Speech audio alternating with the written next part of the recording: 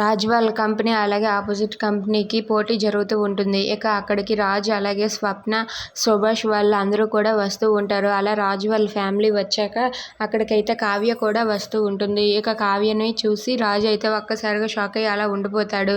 ఇంతలో రుద్రాణి కావ్యతో ఇలా అంటూ ఉంటుంది, ఏంటి నువ్వు ఈ వంకతోనైనా మా రాజ్కి అస్తమానం ఎదురుపడి మా రాజ్ మనసు మార్చాలనుకుంటున్నావా?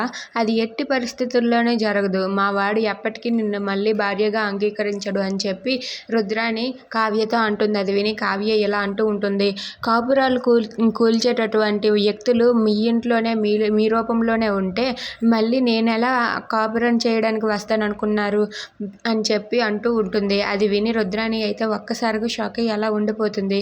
ఇక కావ్య మాటలకు రుద్రాణి నోరు మూసుకొని అక్కడి నుండి వెళ్ళిపోతుంది. ఇంతలో స్వరాజ్ గ్రూప్కి ఆపోజిట్ వాళ్ళు అనామిక వాళ్ళు వచ్చి, ఏంటి ఎన్నాళ్ళు మీరు మా కంపెనీకి అడ్డుగా ఉండేవారు, ఇక మీద నుండి మీ కంపెనీకి మేము అడ్డుగా ఉంటాం, చూస్తూ ఉండండి, మార్కెట్లో మాదే ముందుకు నడుస్తుంది అని చెప్పి అంటూ ఉంటాడు. అది విని అక్కడ ఉన్న రాజ్ అలాగే వాళ్ళ నాన్న అయితే ఒక్కసారిగా షాక్ అయ్యి అలా ఉండిపోతారు. ఇక అతని మాటలు విని కావ్య కూడా షాక్ అయ్యి అలా ఉండిపోతుంది. Thanks for watching friends. Please subscribe our channel. Thank you.